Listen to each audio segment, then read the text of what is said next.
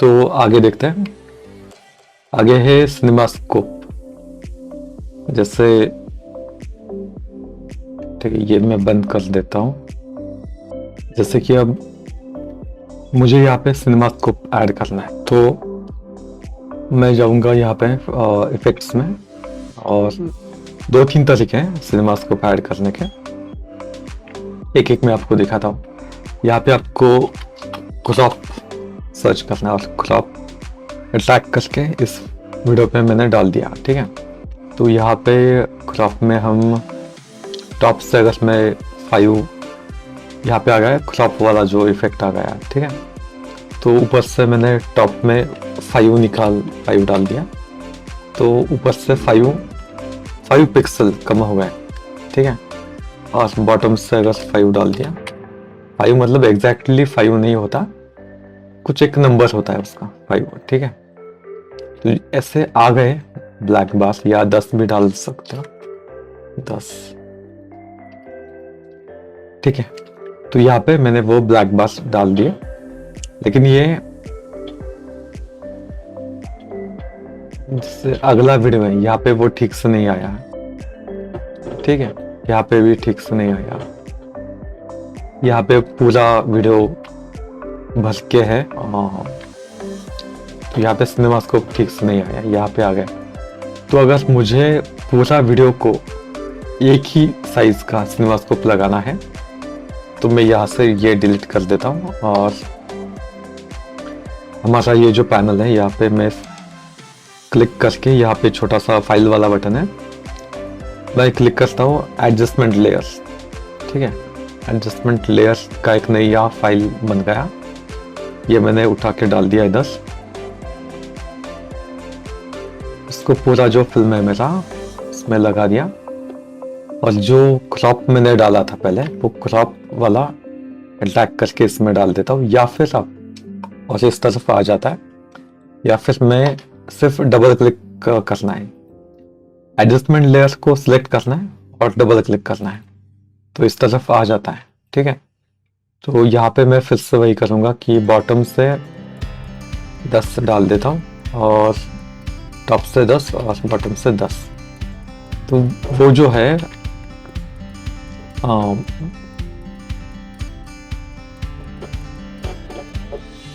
CinemaScope का ये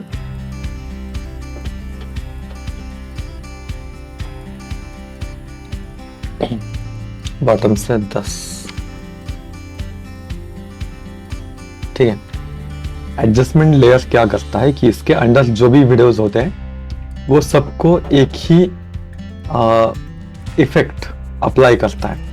तो क्रॉप वाला इफेक्ट इसके अंदर जितने भी वीडियो फुटेजेस हैं उसको वो सबको क्रॉप इफेक्ट अप्लाई कर दिया उसने।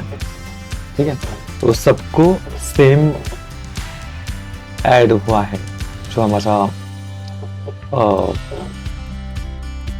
क्रॉप वाला जो इफेक्ट है, मतलब जो ब्लैक बार्स है वो सब वीडियो को आ गए। अगर मैं यहाँ से अगर चेंज करता हूँ, इसको ऐसा करता हूँ, तो सारे वीडियोस ऐसे ही आएंगे। ठीक है, ऐसा तो नहीं चाहिए हमें, हमें चाहिए 10 डाल देता हूँ यहाँ पे बॉटम के लिए। एक तरीका ये भी है कि ये जो इफेक्ट कंट्रोल है यहाँ पे जाके क्रॉप नाम का जो ये इफेक्ट हमने डाला है इसको क्लिक करना है, और ऐसा ब्लू लाइन आ जाता है, तो इसको हम ड्रैग करके भी इसको कम ज़्यादा कर सकते हैं। लेकिन इससे होता क्या है, ये अप्लाई हो जाएगा इस तरह से, लेकिन वो एक्यूरेटली नहीं होगा। एक्यूरेटली होने के लिए हमें नंबर्स ही डालना पड़ेगा। जैसे 10 डाल दिया, टॉप से 10 और बॉटम से 10। ठीक है, तो ये ठीक हो गया,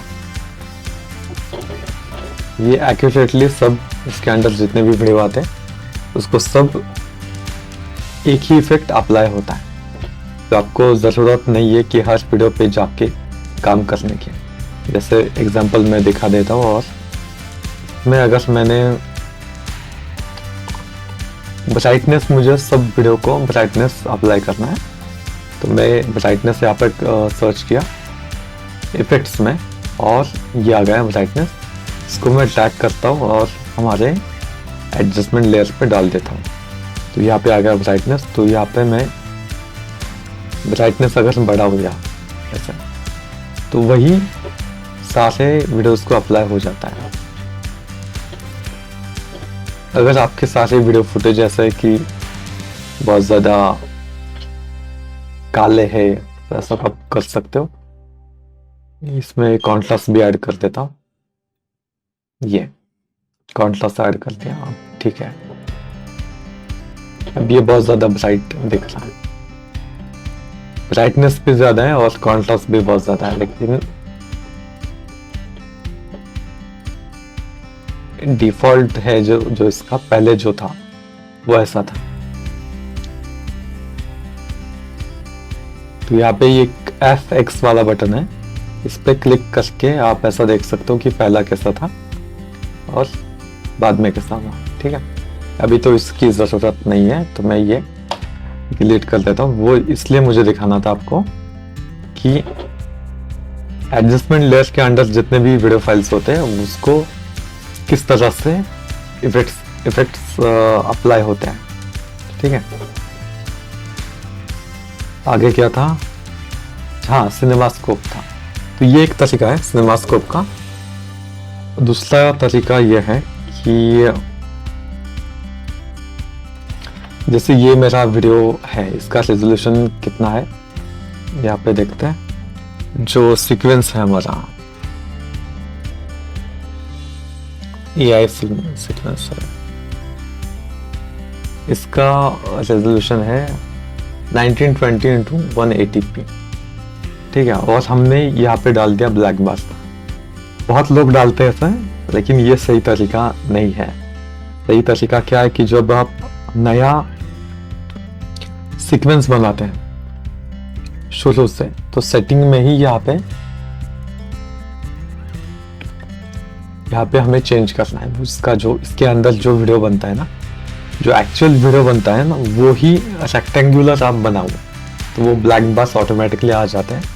आपको ये सब करने की ज़रूरत नहीं है। जैसा मैं अब ट्राई करता हूँ 1920 मतलब हॉरिजॉन्टल, 1920 180 मतलब वर्टिकल वाला, तो 180 वाला इसको मैं चेंज करता हूँ, 800 डाल देता हूँ, ठीक है, और एंटर करता हूँ।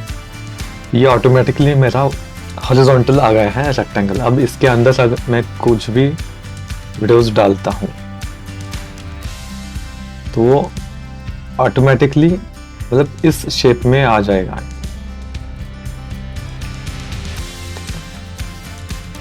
इसको थोड़ा सा एडजस्ट,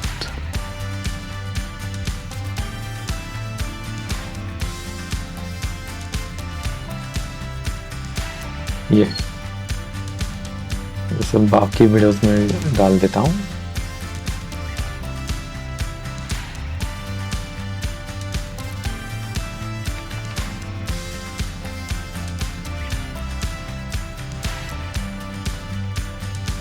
ठीक है,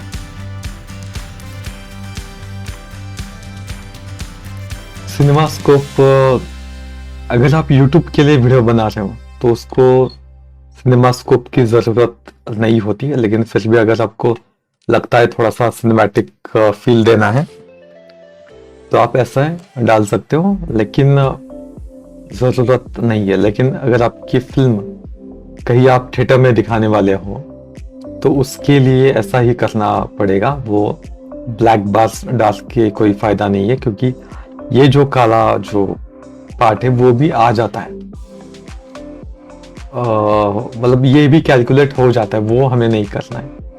मतलब बड़े किसी स्क्रीन पे आप दिखाओगे तो भी ये भी काउंट हो जाता है। ब्लैक बॉक्स डाल के वीडियो का जो, जैसे ये है हमारी पूरी फिल्म का ये जो 1920 पिक्सल रेजोल्यूशन है, ये चेंज नहीं होता। जो अगर हमको फिल्म थिएटर के लिए बनानी है फिल्म, तो हमें पहले से ही जो सीक्वेंस है वो पहले से ही एक अलग फॉर्मेट में हमको अलग एक्सपेक्ट रेशो में बनाना पड़ेगा, इस तरह से।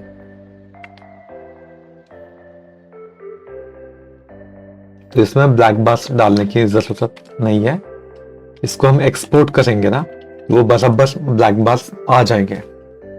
ठीक है, ये एक दो तरीके हैं। और तीसरा एक है, जैसे ये मैं डिलीट करता हूँ।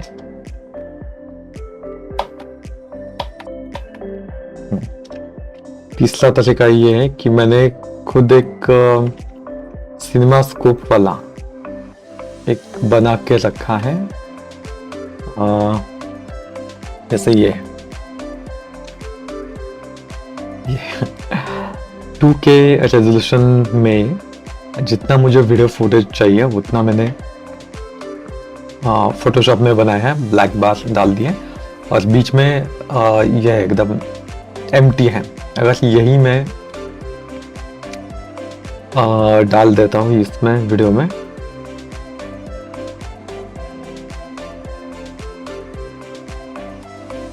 उसका PNG मैंने बनाया है और PNG इसको अप्लाई अगर किया मैंने, जैसे ये सिनेमास्कोप नहीं है अभी, बस ये डाल दिया है, PNG वाला एक फाइल डाल दिया। तो लेकिन ये सही तरीका नहीं है, बिल्कुल ऐसा नहीं करना चाहिए।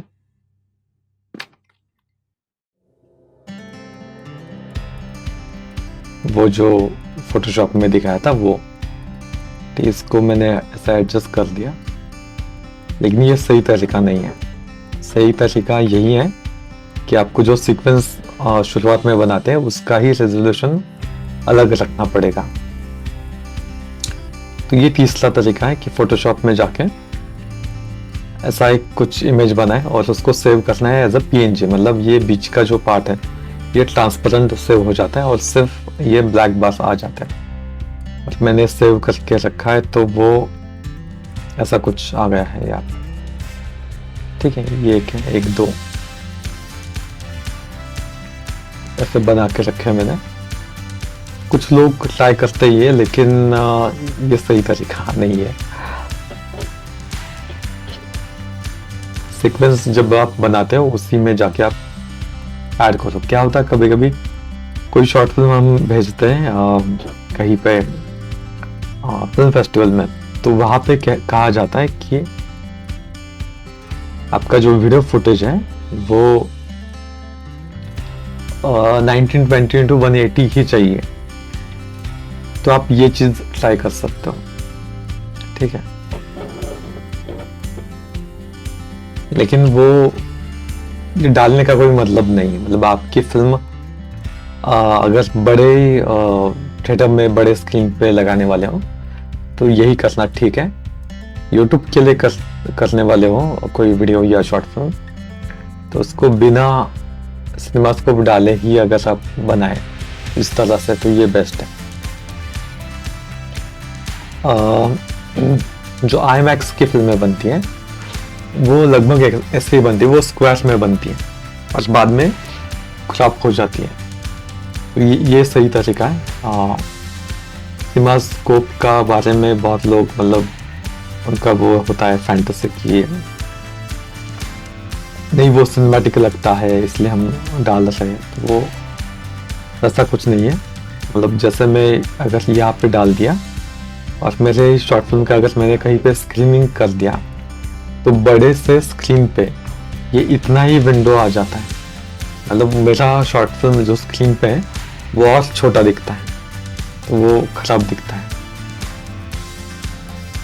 तो मैंने सोचा मैं अगर नहीं डालता सिनेमास्कोप तो पूरा जो जितना मुझे स्क्रीन मिला है बड़ा अपनी शॉर्ट फिल्म दिखाने के लिए किसी थिएटर में, वो पूरा स्क्रीन भर के ही दिखेगा प्रॉपर। तो यही बेस्ट है शॉर्ट फिल्म के लिए। अगर आप प्रॉपर आपको फिल्म ही करनी है जैसे बाकियों की होती है जो थिएटर में लगती है, तो उसके लिए ये करना सही है। सीक्वेंस ही उस रेजोल्यूशन में बनाए। जैसे इसका आप देख सकते हो यहाँ पे 1920x800 ये है इसका रेजोल्यूशन, तो ये सही है। ठीक है, अलग अलग एक्सपेक्ट रेशो होते हैं, जैसे सिनेमास्कोप पे जो होते हैं आप गूगल पे देख लो और वही इसमें ऐड कर दो। ठीक है, तो ये होगा सिनेमास्कोप के बारे में।